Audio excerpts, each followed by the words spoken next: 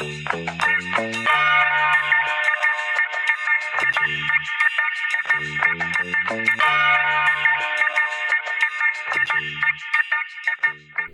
right, what's up? CJ Banks, your host for the Hype Podcast, helping you proclaim excellence.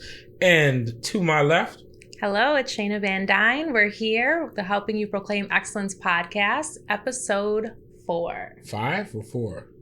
4. 4. You're right. 4. Yes, 4. Okay. It's all right. She's on point this week because last week, not so much. I was struggling. Struggling last week. We're gonna redo that podcast, I think. Anyway. Yeah. Right? Okay. All right. So again, here we are, helping you proclaim excellence, and we have another guest. Of course, that's what we do. We have another guest, a special guest, and I'm super excited. And we'll talk about how we met shortly, or how we met briefly shortly. But I am going to. You may not. Are you ready to introduce him? Because did you learn about him enough to introduce who he is? I think. Okay, let's go for it. Let's see if she can do it. Let's go. You remember the name? Yes. Okay. That's the most important part, right? All right. So to my left, I have Vinny Alejandro. He is a graffiti artist, muralist, and a downright dirty, talented graffiti artist and artist in general, right? Thank you. Yes. Yeah. Dirty That's what I like to do. I don't know. I felt like downright dirty. Ooh. Dirty good. I'll take dirty. Dirty goes. That's what I was feeling. I don't know. Okay. Is that a good intro? Dirty, grimy. Okay. I just dirty. what I felt. I was using my creativity. I'm with it, but I was like downright dirty. I was like, where's she going with this? I didn't know where. But okay. Well, I told you I'm from the ward. So okay. All them words okay. apply. There you go. All right. So we're here. Pretty good. And I'm excited. Let me tell you why I'm excited. Because number one, I grew up in the Bronx, but grew up around graffiti and all of that. You know what I'm saying?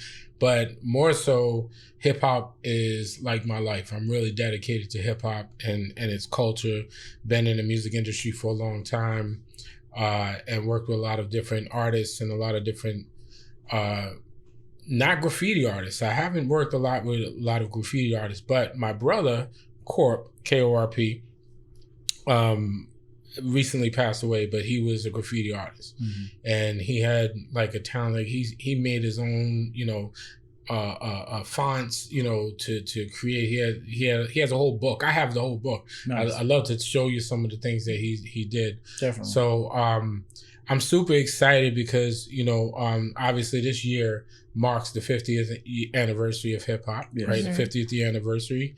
And I don't feel like enough people are doing enough to represent the full culture of hip hop.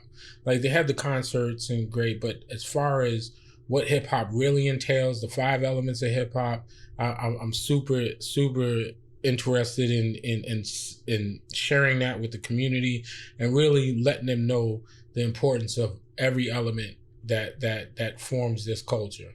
Mm-hmm. For sure. Definitely. Yeah. So let's get into it. Like I want to, first of all, if I can give you some time to kind of talk about yourself and what you do, how long you've been doing it and all of those things, I think we can just dig in right there. Yeah. Like she said, my name is Vinny Alejandro, AKA Crime. I've been writing crime for about 25 years. Mm. I started out in the mid 80s. Right in the beginning when graffiti was really just kind of exploding into the scene, not just in the streets, but galleries and things like that. Wasn't quite there for the beginning. Being from Buffalo, things kind of slow to get here. Yeah. So we didn't really see graffiti from New York until people from New York started coming to Buffalo. And a lot of trains and things like that, the freight trains, which were still, it was a time when freights weren't real popular either. So I had a friend came to my school when I was in 5th grade. We were like best friends. At the time I was a b-boy, I was breakdancing. Nice. And I met him and he was like, hey, if you draw this girl's name in this style, she'll like you, and right. I was artistic already. I dabbled in art and stuff like that. Love drawing. And so I was like, all right, cool, show me. And he showed me a bunch of different things, and it's crazy because we're Facebook friends to this day. Wow. Like, we're still friends. The girl or the guy who I was gonna say, did you hit the girl? Now, was it bubble letters? Because bubble girls, letters back then, I knew it. Yeah, back then it was more bubble letters. Girls love bubble letters. Yeah, this was before, this was right when structure and all that stuff was really starting to get into graffiti. Most people were doing that bubble letter style. But no, it didn't work. Oh, sorry. But no, it was something that I immediately grabbed onto because it was something that you could make your own in an instant. Any change to a letter or something like that is yours. Right. Yeah. And no one else is like it. So it's definitely was something I grabbed onto right away. And being already, in the hip hop thing where I was a b-boy and they used to lay in my bed with my Herbie Hancock record and act like I was scratching and all this. Back then it was. I even tried rapping at one time, and yeah, that was the one I couldn't do. But just being a part of that of the culture, and I was exposed to it also with my family. My dad's side of the family is from Puerto Rico. Okay, and so my cousins were all b-boys and that back in on the west side back in the day. So I got into it then. Started really getting into it in high school, the wrong way, where I was just kind of, being a destructive teen or, whatever. And I mean, it's still, that's the roots of it. So it's still, I was trying to be that. And then I ended up going to the military after high school. And when I went to the military, I went straight to Germany. Germany was coming into hip hop when hip hop was really coming into its prime. So they skipped over the whole tagging scene and all that. And they just came out doing pieces and portraits and, street art was huge. So of course I latched right onto it and did a lot of painting over there. Germany, overseas, they're big on hip hop. I think they're more, especially now, like they're really, and I'm not saying hip hop like the rap that's out now. They're really into the culture of hip hop, the even the golden era, and they still have b-boy battles. Exactly. And underground hip hop too. I know that some of the biggest fans come from Europe when it comes to underground. Yeah, and a lot of people went to Europe, like Cowboy from Grandmaster Flash and Furious 5. He ended up going over there and signing some people. There was I have a couple tracks of music that I, brought back with me that was German rappers with Flavor Flav and, rapping with them and, just collaborations. And it was just cool to see that, especially being in Germany during the golden era. So I was there in the early 90s. So 93 through 2000. Okay. So, I got to see both sides. Right. How Europe changed and how hip hop changed over there, and then of course the golden era here, which I'm still that's all I listen to pretty much. Right. Yeah. But it was it was nice to see it over there, and then I came back to the States and I tried to do it, but it was graffiti still had that negative look to it, from the outside. So people frowned upon it and everything like that. So I actually went on like a 10-year hiatus. I gave up art, period. Really? I was a mechanic. Wow. And I didn't get back into it until the mid or late 2000s. Got back into it again. And I've been just going strong ever since. I do a lot of graffiti events, a lot of festivals, travel. Just did Bo Flu a couple weeks ago. Okay. At Central Terminal. Right. That was the Manny Fresh one I sent you. Right. Yep. And got a picture of him by it. That was just nice. Yep. But yeah, it's keeping it, trying to keep it into the hip hop culture is always the hardest part. Yeah. It's trying to talk to promoters and say, hey, look, if you're going to do a hip hop event, you got to have this. Right. Got to have this. You got to have these dancers. You got to bring. They're still here. Yeah. Exactly. And, so the one thing is one of the things that you had mentioned as far as that negative connotation, right? Which pretty much every element of hip hop has had some sort of negative connotation to it. You know, because people were afraid of what they don't know. Right. Now, you know, there was a time when, you know, graffiti became a nuisance to some people, right? Because and let me make it clear. It's not graffiti. It was just where it was being done, right? Because graffiti is the art, right? It doesn't mean that you have to do it. And you could correct me if I'm wrong, but it doesn't mean that like graffiti is only graffiti if you're tagging buildings or tagging trains, although that was kind of the start of it. You know what I mean? But graffiti could be done on paper. It could be done in books. People use graffiti now to sell everything. Street art, right? Everything. Yeah. So the fact is that, and that's the same thing with hip hop, right? Because hip hop is always used. I mean, even now, which is crazy, like you got hip hop at the Super Bowl, right? But then you got people. I saw Snoop Dogg on Monday Night Football last night. Exactly, but then you got people. Like I say it all the time that you know, people use hip hop from the Super Bowl to the toilet paper, right? They sell hip hop is used ever. Exactly. So it's something that people know is going to sell. They like to use it when it makes sense for them, but then they in the back, you know, in the back office, they have this negative. They don't want to have anything to do with it. Right. You know what I mean? So getting back to graffiti though, is the question I have is how did you or did you start like tagging buildings and trains and all of that? Yeah, I actually grew up in the old First Ward in Buffalo. And there's a lot of trains and old abandoned buildings, the grain elevators and stuff like that. That was our playground when I was a kid. So, you know, we had to cut through the tracks to get out of the part of the neighborhood and things like that. So, you know, when I found out, I can paint on these, like they're just sitting in my neighborhood. Nobody cared. And back then nobody cared. Right. So, you know, it wasn't the ward the way it is now, where it's kind of, you know, kayakers and everything like that. So I started doing, you know, trains and local walls and things like that. And then I skateboarded a lot when I was a kid to get around. So I used to take a little marker with me and I'd do my little tags and stuff. I really wasn't taking it as serious as I do now. Right.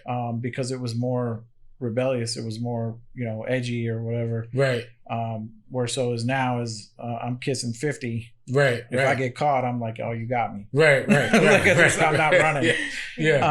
What was your tag name back then? Actually, what's funny, I have a picture of the handball court wall in an old playground in the old First Ward that doesn't exist anymore. And I actually wrote my real name. I wrote Vin on the wall, VIN. And that was before I was like, you know, I knew a lot about it. And I'm like, oh, you can't write your government name. Somebody told me that later. But I started out writing Vin. I used to write Vinless, VIN-LESS. And then as I got older, I kind of, I was really into the hip hop films and things like that, like Beat Street, Breaking and all that. And Ramo and Beat Street wrote on a wall, if my art is a crime, may God forgive me. So that was, I took the word crime from that. And I actually have the old, like 30-year-old tattoo that actually says, if my art is a crime, may God forgive me. Yeah, like that's that. So that's where I got it from. And I just, from then on, I ran with it. There is another one before me. I mean, this is important in the graffiti scene, but I didn't know because of where we were, because we're in Buffalo. Crime 79 was really big in New York City. And I didn't know. And so when I took the name, I was just kind of like, you know, later on, people asked me, you know, there's another one, you know, and like, but now I know there's like 8, right? You know, I know a couple in Europe and everything, but so I originally was going to change my name until one of my friends talked to the Crime 79 and told him, you know, this is he writes, he's just going to write crime, or he can write Crime 129 from my street, and you know, they were cool with it and everything, so I just kept it, and it's just always it fits to me, because it's, you know, I'm doing portraits, I'm doing murals and everything like that, and sometimes people ask me, put your tag on there. Right. You know what I mean? And I'm doing this nice little portrait, and all of a sudden you see crime on the back. Right. You know, it just kind of, to me, that's hip hop. Right. In a nutshell, you know. the kind of, you know, I'm taking it regardless. Mm-hmm. Yeah. You know. Mm-hmm. And I want to go back too. So you said that you gave it, you know, a break a little bit, like 10 years. Mm-hmm. So what reignited that passion again? Where did you find yourself in life to go back and go back to your art? So I was actually living in Missouri in 2011, about an hour and a half south of Kansas City, a town called Joplin, a city called Joplin. And it got hit by a EF5 tornado, and we survived that. Wow. My nieces and nephew's house was destroyed. We had to go save them out of their house, and it was a real crazy time in my life. It actually changed my whole outlook on life, and how quick it can go. Mm-hmm. So I did. This was after the military. I did search and rescue and cleanup and everything like that after the tornado, and I had to go back to work. And I wanted to do more. Mm-hmm. Like I wanted to do more for the town and try to do something. Yeah. And so I was like, you know what? I'm going to go find a building in town that's probably going to get tore down because the wind, you know, it's all damaged or whatever. And I'm just going to do something for the town just to kind of lift people's spirits or whatever. Mm-hmm. And I had a friend that dabbled in spray paint. He wasn't a graffiti artist, but he dabbled in spray paint. Turned out he's like a world-renowned oil painter.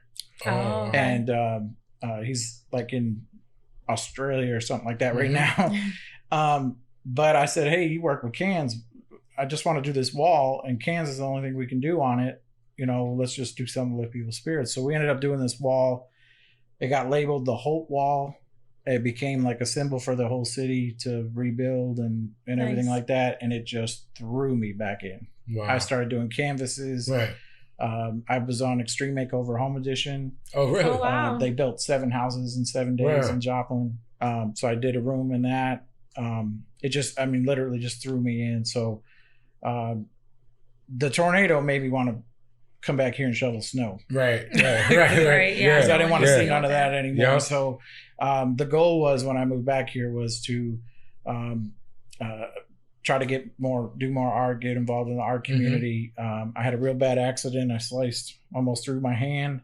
Man. And I was off of work, and one of my friends here said, hey man, don't you do graffiti? And I said, yeah. And he said, this lady wants her kid's name done in his room. Mm-hmm. And I'm like, all right. So I went and did it, and it was a nice area of the city, you know, and that. And my paycheck was more than my paycheck at work.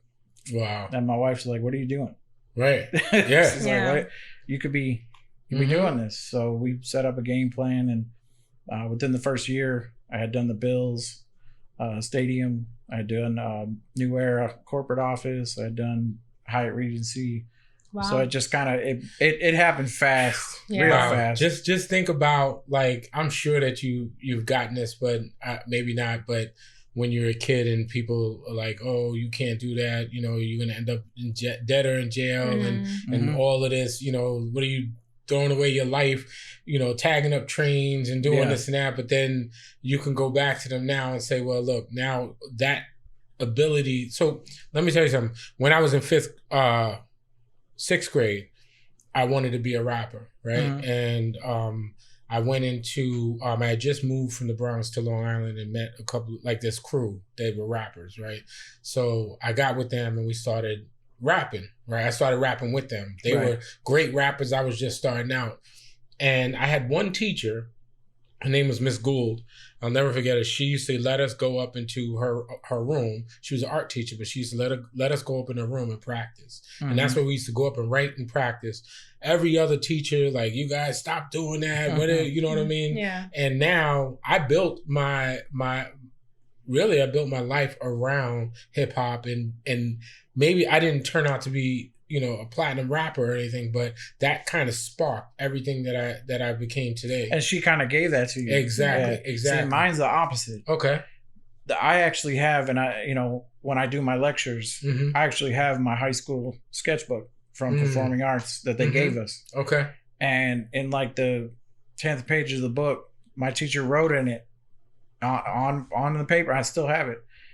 If you don't stop doing graffiti, it is a waste of your talent, a waste of time, and you'll go nowhere with it. Wow. And then she's like, you know, I want to see a vase or some flowers or whatever. But she, in big letters, was like, graffiti, it's a waste of time. Because I had done, you know, the first half of my book was graffiti. Graffiti, yeah. But yeah, she actually like that's what motivated me, Uh-huh. you know, especially now, because Right.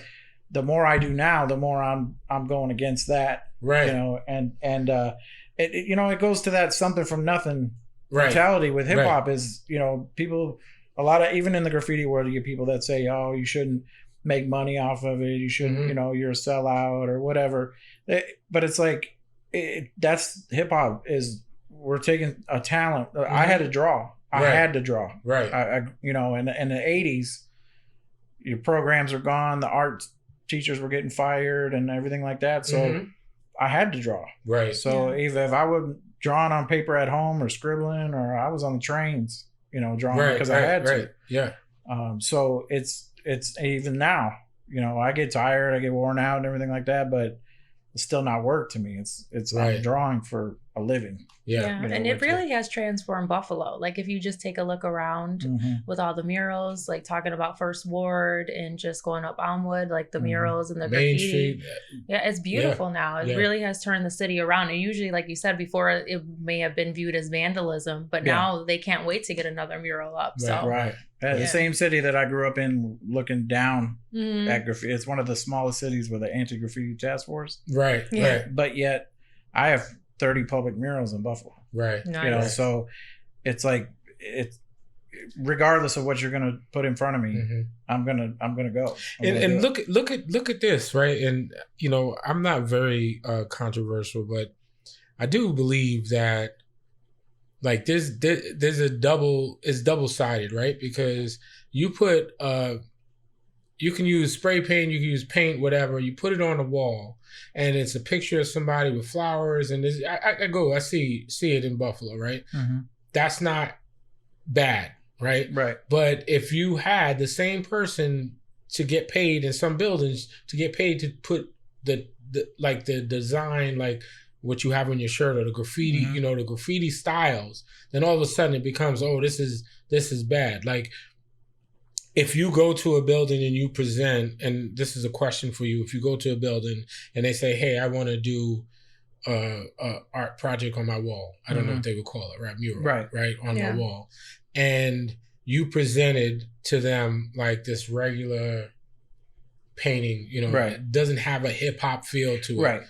All of a sudden they'll be like, oh, I love it, right? But then what do you think they would do if you brought them like a tag with, you know, it could say the same words, but it's just that design, that graffiti look to it is Right. what gives people, you know. There's some people that are into that. Mm-hmm.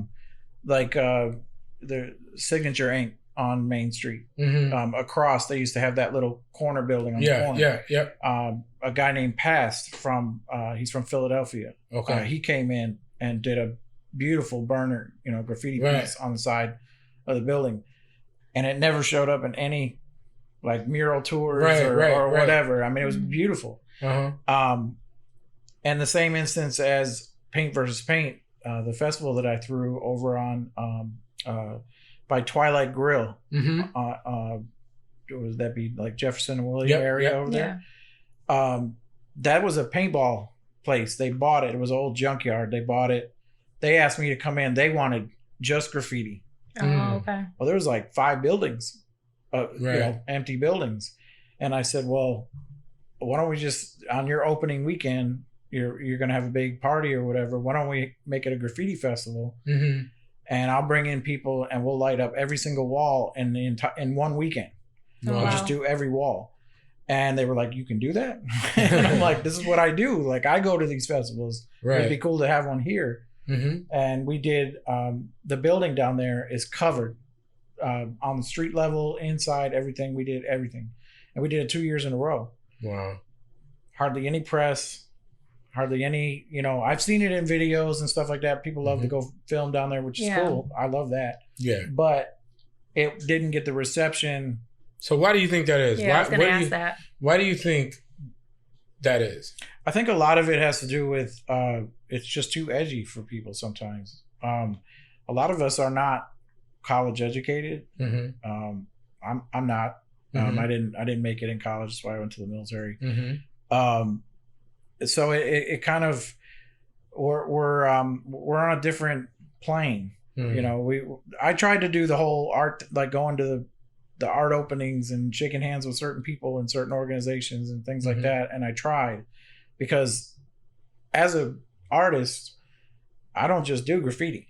Right. I can do oil paintings, watercolors, everything like that. So, but when you're bringing that part of it to it, some people are a little hesitant, because because there's still street level graffiti. Right. Yeah, that's what I was gonna say. Like, because Yeah. anyone can pick up a spray can, right? And do what they and think. The word graffiti is also, like you said earlier, the definition. Well, the definition is actually applying a medium to a surface without permission. Oh, so I didn't know that. So graffiti, like, there's a whole debate in the graffiti world whether it's, graffiti art, street art. When basically, one of my friends actually kind of schooled me on this, we're writers. We write letters. This is what we do. Right. So we're writers, and writers, that was the original name for taggers. Oh, okay. So what is the difference between like graffiti and street art? Is there a difference, or? It's getting real blurred. Yeah. Because a lot of graffiti artists are becoming street artists. But street art is more, in my opinion, it's more, you're doing that style, that graffiti style. It still has that edge to it, but you're doing it in a paid project for a mural, and it does get thrown around a lot. It gets a little misconstrued, and Hurdle Alley on Hurdle, the Hurdle Alley Street Art Festival. That was my festival too. Oh, okay. And I called it the Hurdle Alley Street Art Festival because I had some people that I was bringing in that were actual graffiti artists, and I wanted them to do their thing too. Of course, I relinquished it. I gave it, because I don't live up here anymore. I let them run it, take over. And now it's the Street Art Hurdle Alley Mural Festival. Wow. So it changed. Right. I don't know if that's taking me out, but yeah. But I mean, it changed because now this year was more mural based than it was street art. There was less people that do what I do, in that.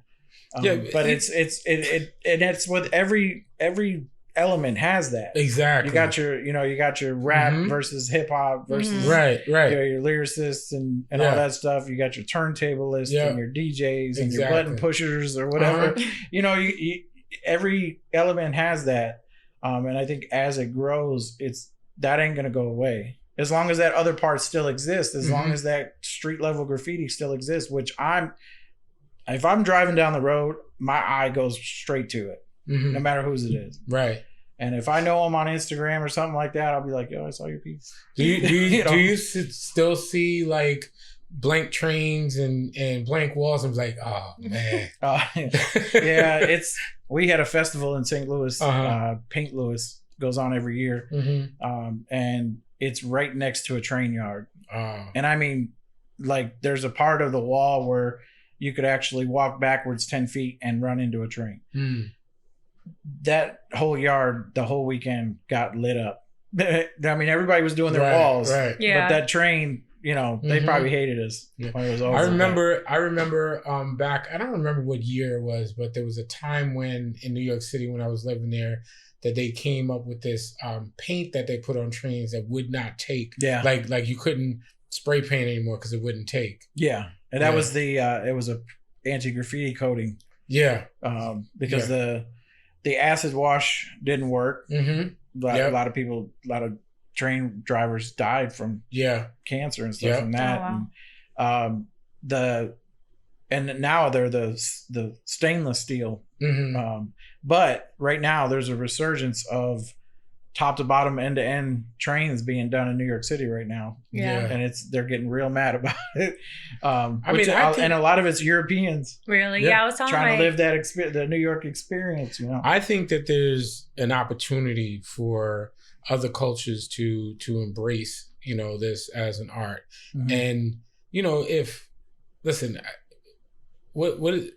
you have a train that's just white, nothing on it, right? Right.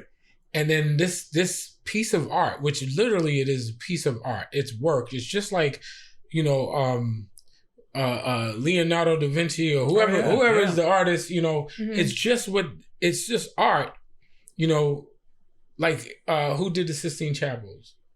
Leonardo da Vinci. Right? Yeah, Da Vinci. So Da Vinci, painted on the ceiling, right? And that wasn't graffiti, right? Because he was paid. He had permission. He was paid to do that. Yeah.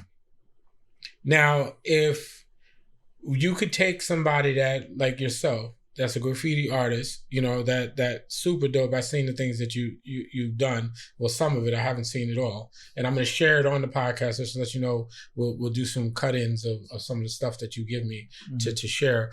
I think that the problem is not the art itself, right? Because it's not like, I mean, the stuff that you have or the stuff that I've seen some negative, you know, graffiti that has like guns and all of that stuff. And yeah, you want to be appropriate for it.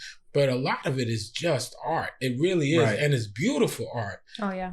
But people are so afraid of it, but they will use it. And like I was saying earlier, I don't know if it was during the podcast or prior when we were talking, they'll use it to sell their products. Oh, yeah. They'll use it to sell their you know, and just what you were saying with the murals, right? And that have the people, you know, it's not graffiti, it's not the style of graffiti, you know what I mean? But it's just mural. That's painting on a building. Now, here's a question. Do you think that if, say, I wanted to do a mural and I found a wall and I did it and it was really nice and it was like not graffiti shape or whatever, I believe that I would get in less trouble than somebody doing a graffiti style tag, you know, on a building? Well, I think it would be dependent on like the owner of the building. Mm-hmm. I mean, true.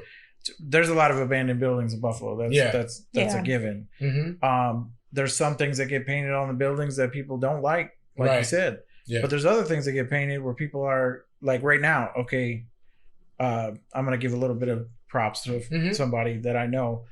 Stick figure guy. Mm-hmm. Oh yeah, I follow him on Instagram. The little stick figure with the heart and everything like that. The bubble gum guy. Yep. Yeah. He's got the backpack. Yeah. So the first time I talked to him, I told him, I said, you know, I bid on one of his pieces that he had on Instagram. Yeah. And I told him I wanted it, and he was like, "For real? Like you? You're like an OG, right? You know?" And I didn't even know he really knew me, and I was like, "No, look, you're like the hottest thing out right now." I said, "And what you're doing is the epitome of street art, right? Because it's illegal." But at the same time, it's making people smile. Right. It's making people, you know, I heard Robbie from the Goo Goo Dolls bought one. Wow. You know, like it's a different, like you're saying, it's a different thing. People are looking at that. They don't care that it's illegal. Those people that like it. Right. They're looking at it as, you know, wow, you know, this is really, it's drawing emotion from me. It's making me think. It's making me feel, you know, which is street art, you know, kind of by definition. Street art is made to, you know, make you either like purvey a message or whatever. But this, you know, this is everywhere now. It's illegal. I mean, there's some places, you know, by the Peace Bridge where you're like, he probably shouldn't be. Yeah, you might want to watch out, you know. Right. But at the same time, when I drive by it, I got a little smirk on my face because I'm like, you know, that's cool. It's something to catch your eye, you know, and as different from the regular tags and the regular things like that, where you know, mainly you're just seeing, and them guys are mainly, you know, quantity. They're trying to get up in as many places as possible. Whereas this one here, it's an impact message, whatever you want it to be. Yeah, and I think that's what it is, the message behind it. Because growing up, when I think of graffiti, I grew up around, you know, where graffiti was associated with gangs. Right. So which like is always a misconception. So like I remember like the 7th Street Boys, the 14th Street Boys. I remember just being little and trying to, you know, have a marker and think I'm cool. And like, they're like, no, don't put your... And where was this? In the West Side. Oh, okay. Yeah. And so, you know, don't try to tag over someone else's tag. You know, you don't want to mess with them 10th Street tags. Yeah. So, yeah, exactly. So I was just like, oh, so you know, I had that in my mind when I was younger, when I saw, you know, that certain type of artwork. But what would happen if you did tag over another person's tag? Well, I mean, back in the day, it was, I mean, especially in the Bronx. And I'm just wondering. Like I was like, what would happen? It was beat down material. Yeah. Exactly. But you know, the gang scene is different because, you know, they take it even more personal. So it's, you know, like in LA and stuff like that. Like I had a family member that was in 10th Street. Okay. So I would never have gone down there and tagged on anybody, around anybody's. Matter of fact, I didn't even tag down there because I'm like, okay, this is their territory. Yeah, it was very heavily gang oriented. But places like LA where it's straight up gang, tags on the walls and things like that. People can get killed over stuff like that. Yeah. But it gets very mixed up with the graffiti, our graffiti culture, the hip hop graffiti culture. Right. It's they were writing the names of those gangs on the walls long before hip hop really came into play. Okay. It's like graffiti is considered one of the oldest of the elements of hip hop because if you want, you can date it back to the cave paintings and things, exactly. But yeah, gang graffiti and our type of graffiti always gets blended in together, and I think that has a lot to do with how people view negative. That negative thing is, they come out or somebody comes out of their house and they see a bunch of tags on a pole out in front of their house and they're like, it looks ugly or whatever. So, but I mean, I gotta say, on the other side of it, like if I came out of my house and I seen somebody tag the side of my house, I would be pissed. Yeah. Right? So I totally understand. But there's rules to that. That's supposed to be off limits. Yeah, exactly. Exactly. I was just gonna get to that there is, first of all, I believe that there's a need for, if there were a place for people to do this, then it wouldn't be an issue. Like most cities have. Most cities have. I know Rochester has it. Like Rochester, I go to Rochester to paint a lot. And I've seen some places in Buffalo that seems like there's a designated space. I don't know if there is or not, but the fact is that this is a like you said it yourself, you're able to make a living off of this. Mm-hmm. There's individuals in hold on a second.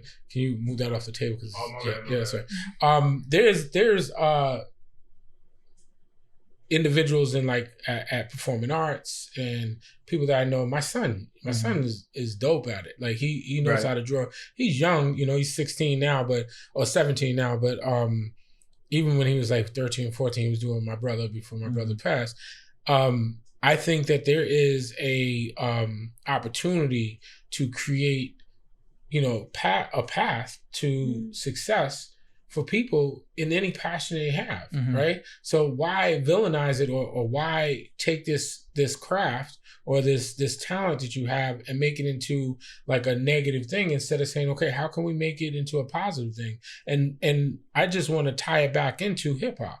Right? Because this is it's always been in every element of hip hop. It's always been that. Like, no, you shouldn't do that. Or no, try this. And it's some other mainstream or some other, you know what I mean? And not too many other genres get caught up in that challenge to have to overcome all of these barriers from teachers to parents to jobs to schools. All, you know what I mean? It's like hip hop has always had to fight to make it. And I think that number one, what they didn't realize they were doing was helping hip hop become what it is today. Right.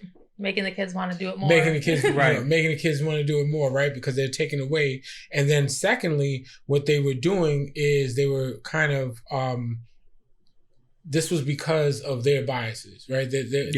Their fear. They don't know what it's about. It's not from their culture. Yeah. And you know what I mean? So I don't know. I find that it's important for us to uplift, every part of the culture of hip hop and graffiti. Like you said, it really is like, I think like hip hop. I think graffiti is probably the furthest. I don't even know how to say it, but most slept on. Element of hip hop. Absolutely, because it used to be. It was in the forefront. We were the ones making the flyers. Yeah. We were the ones making the album covers. We were the ones making when the magazines, like the old magazines used to have a graffiti fold out, and things like that. Yeah. Which is where I got my exposure to a lot of, other people, other writers and stuff. Right now with the 50th anniversary, they're celebrating a lot of artists that, that are known in the graffiti world for becoming big or just becoming inspirational. Like in New York, Dondi, Dondi. Mm-hmm. He used to do top to bottom end-to-end trains back when people weren't doing that, when it was just smaller things, and he was doing full, productions with characters and backgrounds and everything like that. And he changed the graffiti world. He changed it. He made it to where it's like, okay, well, I don't just have to know how to do letters. Right. I might need to learn how to do some of these characters, or, Yeah. or paint this. And then they started pushing into the galleries, and now people like was it? I guess they just sold a Basquiat painting for 130 million or something like that. Wow. And a lot of people don't realize that Basquiat was a tagger. Right. Yep. And Keith Haring, people like that, who they rode the rails. Right. Right. But I think it depends on the city. I think it depends on how it's introduced. Like St. Louis, I go to St. Louis every year. It's the Mississippi River retaining wall. It's like 5 miles long, and they bring in 500 artists for a weekend. Wow. From all over the world. And I mean, you get bombarded with people. I mean, you're painting, you have to put up crime scene tapes so people go around you. Right. I mean, it's packed, and it was like 95 degrees this year. Wow. So it just depends on how you introduce it. And that's what I tried to do here was with Paint versus Paint and Hurdle Alley, was I try to introduce it in a way that is friendly. You almost have to sugarcoat. Yeah. Yeah. And I mean, you can go way too far. Right. You know, and in any genre, you can go too far. But I think how you approach it, the city, how they react to it, right, how it's covered, like in the news and things like that. So and then also you have to just kind of not bow down. Right. You have to say, I mean, I've done news interviews and things like that where, I'm still wearing my Bronx team shirt. I'm still wearing my, what I mean? Like you may be looking at my portrait that I did for somebody, but this is still me. Right. So I think that what would be super dope is, like, Buffalo is known for their silos, the grain mills, yeah. The grain mills. Yeah. Like, somebody should dedicate one of those to do top to bottom graffiti. Oh yeah. That would be, oh my God. Yeah, like 5 Points used to be in New York City. Yeah. That would be, man. I'm gonna work on that. I gotta it'd be nice to have a building that you have permission walls in different cities. And that's what I'm saying. Like, we just like Rochester was the subway, right? The old abandoned subway. Yeah. We used to go paint. Cobbs Hill Park in Rochester. There's 2 water towers, that ground level water towers. Right. You go up there every week and it's different. Yeah, it's full. And I think that people's biggest fear would be, and I'm just trying to read into it a little bit. I think people's biggest fear is that it's promoting graffiti, and people will then say, "Oh, I'm going to do it on walls that is not dedicated to do it on." Right. I think that's probably their biggest fear. But come on, I think that's with everything. Though. Exactly. That's my point. Something. Exactly. You're going to have some kind of negativity. That's going to there's going to be somebody that's going to take it and not do right with it. Right. Right. But it's I think. With the good comes the bad, and that's old, Right. But I think that you touched on it earlier, is certain people have that sensitivity where they don't want, they're mad because their kids are doing it, right?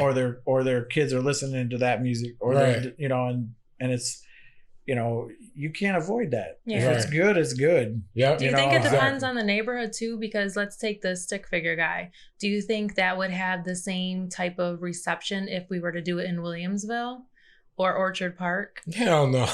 I'm just saying. What's funny though is, I think he already did. But I think he made signs. He did a pop-up show.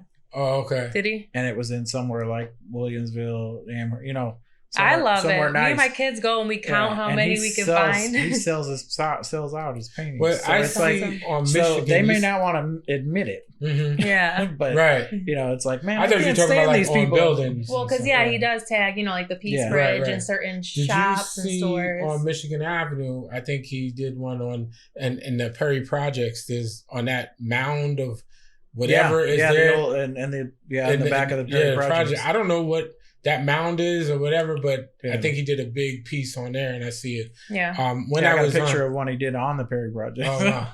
So Yeah. how I met you was, I am, I'm the special assistant to the president at Villa Maria College, and we're putting together this hip hop 50th year anniversary hip hop series. Mm-hmm. The first part of it is that we're releasing this month is we're going to start the Lyricist Lounge here at Villa, Right. and it's going to be a full, membership type thing for artists and graphic designers, graffiti artists, break dancers, videographers, rappers, singers, everybody to become a member of this and utilize the campus, which I'm going to take you, on a tour after this podcast to utilize the facilities and what the campus has to offer to do it. But then that's going to be the catalytic event to this series where each month we're going to promote one element of hip hop all the way from now through February, right? And like next year we're gonna really be talking about continuing the celebration, because just like Black History Month, we shouldn't just have one year, right? Hip hop is Right. is the main I think it's used everywhere, right? To sell everything. So we should give it the respect that it deserves. So we're going to do a lot of celebrating through Villa Maria. And Villa Maria, when you see it, is really like, can be the hub of hip hop. It's got a lot of potential. So much opportunity there. A lot of artists go through there. There's a lot of hip hop in this community. Everybody loves hip hop. A lot of people don't understand the elements of hip hop. So we want to utilize Villa Maria and people like you and other people to put forth some knowledge and teach about, the different parts of the culture and what makes it what they think they're listening to today. You know what I'm saying? Right. So I think that makes you. I think it makes you more. I mean, knowledge is the fifth element. Exactly. So I think it makes it more you more educated.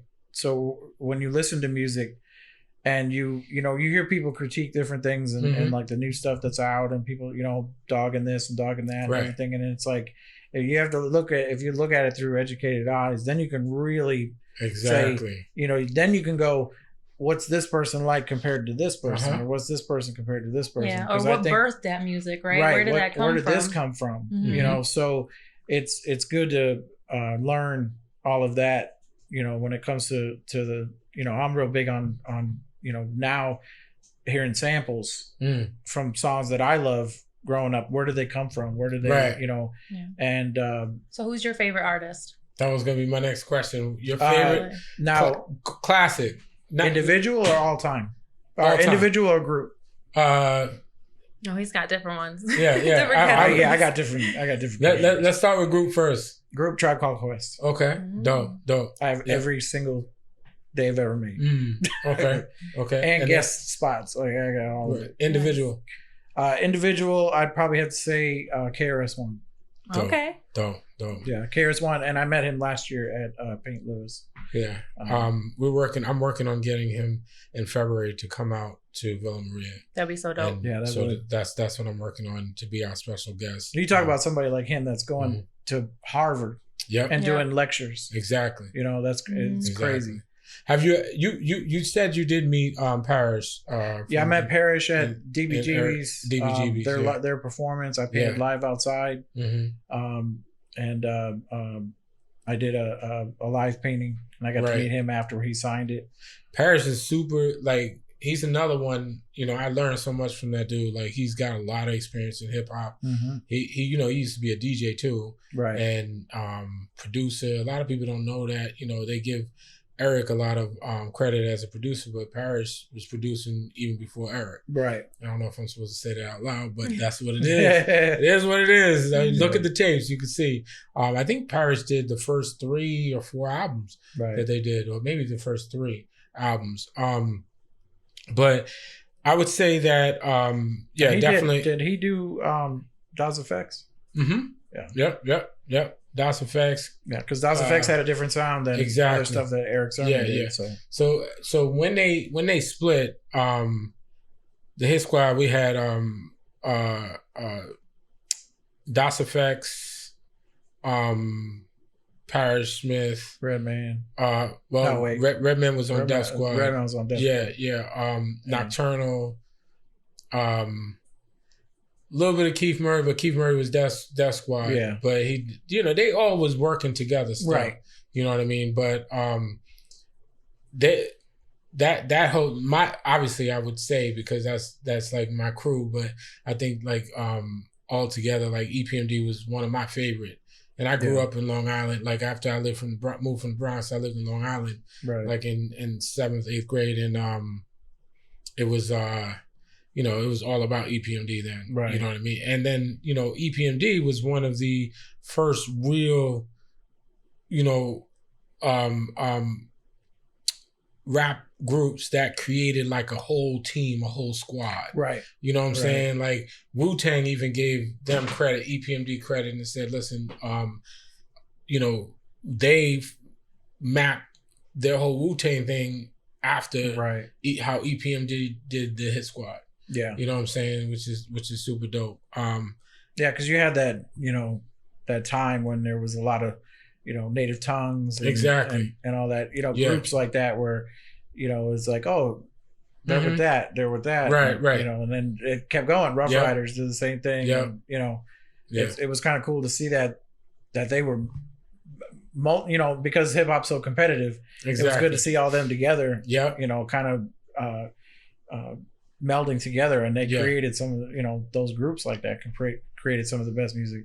Absolutely. Wu-Tang was a tag itself. I remember doing the W when I was younger. Yeah. Oh man, Wu-Tang is I was watching. Well, I've seen it a million times, but that something from nothing. Documentary, The Art of Rap. Yeah. And Raekwon puts up the hands and it's like, put this up. Yeah. And ask them where what it is. Like anywhere, doesn't matter. Exactly. Yeah, everyone knows Wu. You got news people talking about Wu Wednesday. Yes. You know what I mean? Like it's crazy where it's come, where it's come from, but I've been going backwards lately with music, with hip hop, and going back and looking for other people's music that, like you talk about Hit Squad and then K Solo. I was a big K Solo fan when it came out. Yeah, Spellbound was crazy to me. I like Fugitive was my favorite one from him. And I've been going back and listening to other tracks from them because you were exposed to the main hits or whatever. Right. So I've been going back and trying to find different artists' music and stuff like that. And some of them are just crazy how much they've done since. Yep. And Paris, The Devil Made Me Do It. Yep. You go back and you look at his stuff and you're like, was he just that time? No, man, he went on to do this. And, some people, even now, like with people passing, that's happening. I mean, I hate that it has to come to that, but, a few years ago, Mac Miller passed and I had never listened to him. And one of my friends was like, you ever listen to him? I'm like, no. Yeah, he was dope. And they were like, go back and listen to him. So I went back and listened to him. And then I did a little bit more digging and found out that he was a ghost producer. Like he produced almost all his own music under a different name. Yeah. Oh, wow. Yep. And, he was a genius when it came to music, when it came to making music, and it, gone too soon, of course. Exactly.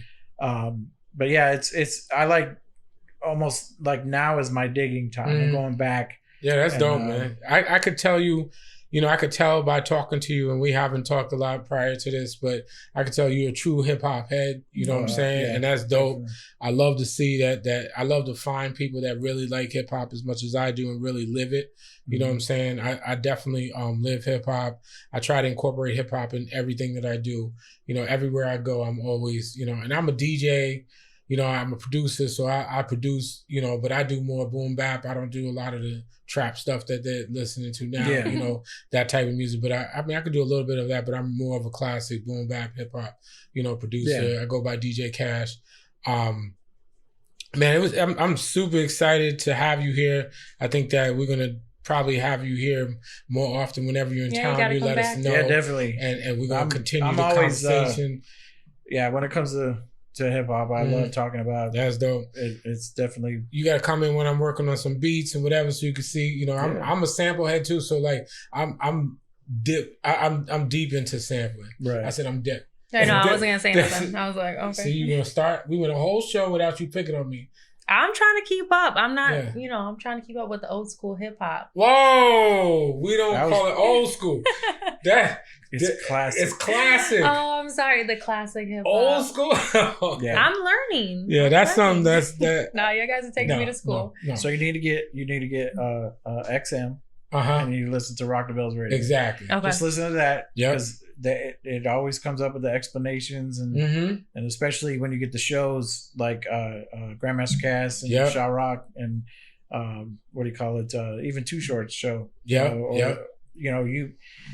Everybody. That's the big argument is that why is it old school? Right. Why isn't it?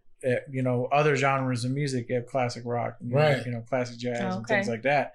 Hip hop should be the same way. Now that it's this old, and the fact that if you look at it, every other genre respects its history. Like the older people get more respect. You look at rock artists, like they get. Oh yeah, you see Mick Jagger. The Rolling Stones are exactly. Jagger's like 85. You get country artists, Willie Nelson, all of them. Did he pass away?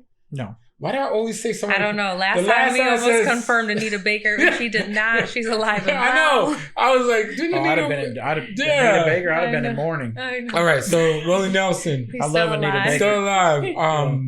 But all of these people that are old, they get better and they get more respect in other genres. But when it comes to hip hop, it's these young guys like my intern over here that want to disrespect. King of New York. Yeah, disrespect. The older rappers and like you can only be at a certain level.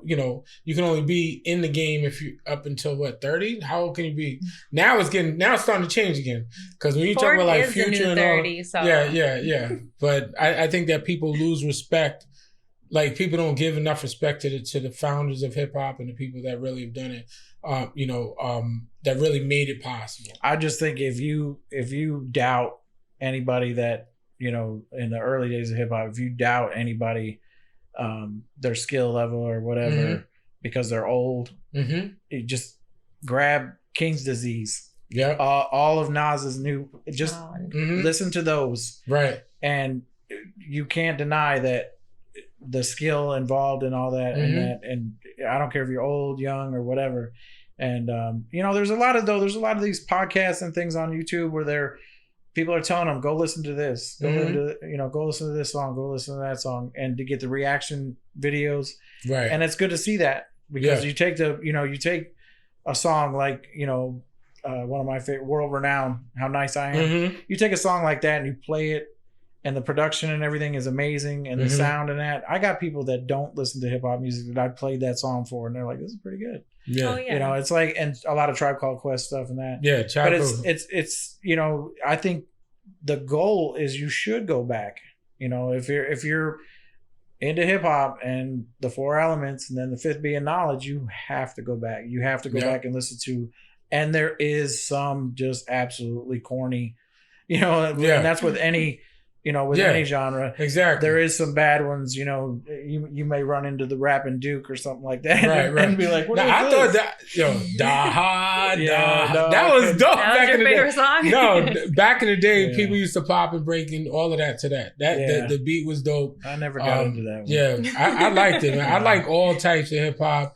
I think it was really because at the same time was like, the more conscious stuff was out, more righteous teachers and things like that. And so it was when that came out, it was like, oh no, we're not going that route, are we? We're gonna start. I thought it was dope. That's precursor to Will Smith. It was hip hop. No, it was hip hop. No Will Smith. It was hip hop. So like Nas or Jay-Z? I gotta say Nas just because of because Illmatic had a large effect on my life. Yeah. It was like the soundtrack of my life at that time. But I will say, in my opinion, that they're on par as far as artists go. Yeah. Like they're, just catalog wise, I think they're right there. And I think LL Cool J to me is in there because, how do you go 10 albums platinum? Right.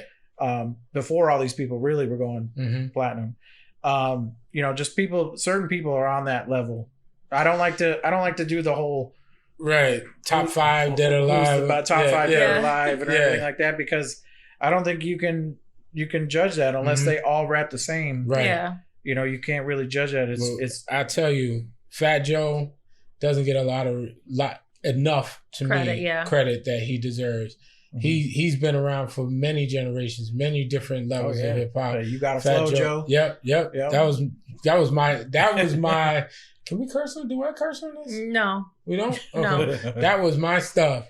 Yeah, that was my shit back then. We're gonna edit that out. No, we're not. I'm pretty sure that was one of the last tapes. We don't have. Yeah. We don't have any. We don't have any bosses in there. So who's gonna tell me I can't curse? I'm the boss. No cursing. Okay. All right. So Fat Joe, Busta Rhymes. Busta Rhymes good. I think definitely LL.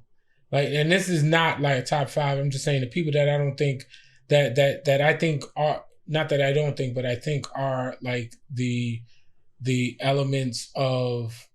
I'm gonna change it. This is my 5 elements of hip hop. Right. Mm-hmm. It's gonna be Fat Joe, Busta Rhymes, LL, Jay-Z, and I have to give Nas or Biggie, but I would say Biggie more than Nas for me. Yeah.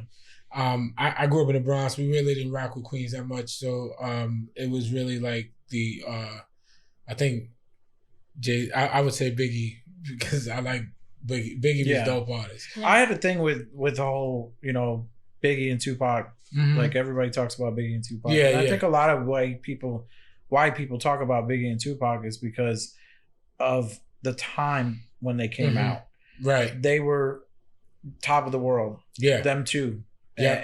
And I think a lot of people get that mixed up with, I think that's where the time changed, where it was more popularity than it was, you know, I mean, both of them are gifted lyricists. Right. But if you know, is there people better than them? I think there is, you know, but at the same time, I was in the club during when, you know, when Juicy came out and I mean, hell, I remember listening to Tupac when he was with Digital Underground. Mm-hmm. So I remember those times and I remember what it felt like. I remember what it was like during those times. Yeah. So that's kind of it's like nostalgic for you. I think the nostalgia has a lot to play into that, but you know, you can't deny, you can't deny like Illmatic and you know, the production of that album and just the, you know, the fact that his lyrics, him with Jay-Z and people like that, you can close your eyes, man. You can picture everything they're talking about. Exactly. Like you can, it's like watching a movie in your head. Yeah, another Kool G Rap was another one like that. Oh, like man. Kool G Rap. Yeah. I mean, Streets of New York. Man, there's so many artists. I don't even think you can. Or the Message Part 2, I call it. Yep. What's his name? I used to like what's his name? Damn. Not Lord Tariq. I was gonna say Lord Tariq and Peter Finesse was dope.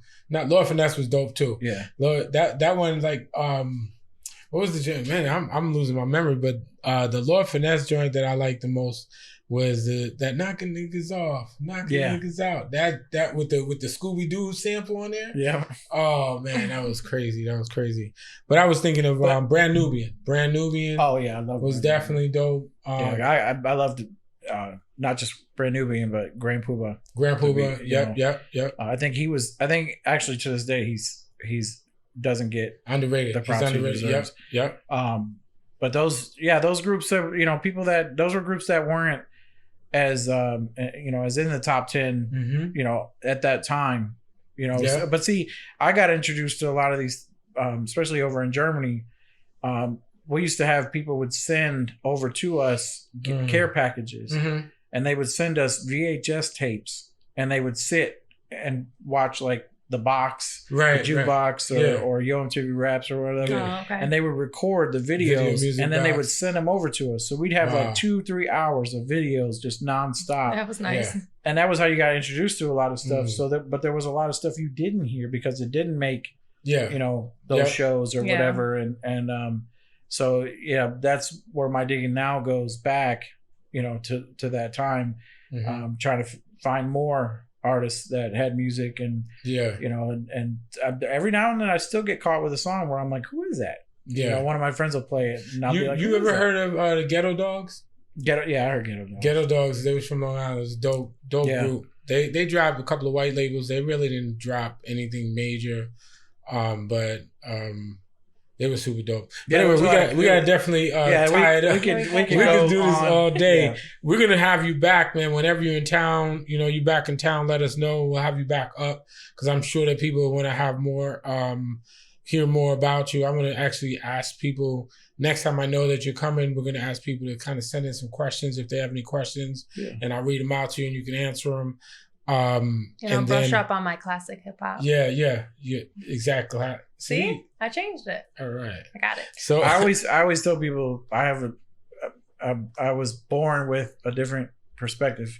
Mm-hmm. I'm half Puerto Rican, half Irish, so I see a lot of different sides. Right, and I hear a lot of different sides. Yeah, you know what I mean. So, but I try to be that middle ground. I try to be that where I see what you're saying, but. That's dope. So that's anytime anybody asks me about something that when it comes to hip hop and that I'm definitely into it. Yeah. I'm feeling it.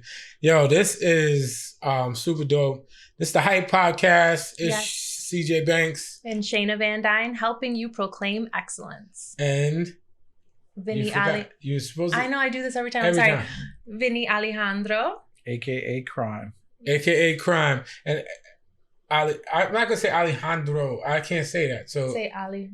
Can you roll your R's? No. Oh, okay. Alejandro. That's always better to say. Okay. Yeah. Alejandro. It's been murdered many times. So we definitely want to have you come up to Villa Maria. We're gonna do this tour now. I'm gonna see if I can get you to come up during that graffiti month. And even listen, I want to get you involved. So we'll see you. Do you have any way they can reach out to you? They can get me on Instagram. It's at MCSPIK1 on Instagram and Urban Inspirations on Facebook.